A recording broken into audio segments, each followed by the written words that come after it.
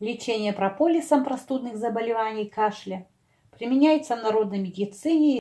Он помогает в течение нескольких дней избавиться от кашля, боли в горле, насморка и других симптомов простуды. Также способствует укреплению иммунитета перед болезнью. Прополис обладает антибактериальными свойствами, противомикробными, иммуностимулирующими, противовоспалительными. Он незаменим при изнурительном кашле. 5 грамм измельченного прополиса засыпаю в бутылку и заливаю 45 мл спирта.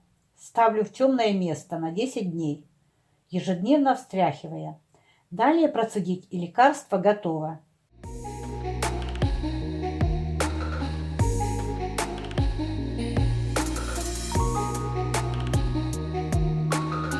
Лучше, конечно, приготовить сразу двойную норму, чтобы такое целебное лекарство стояло в домашней аптечке.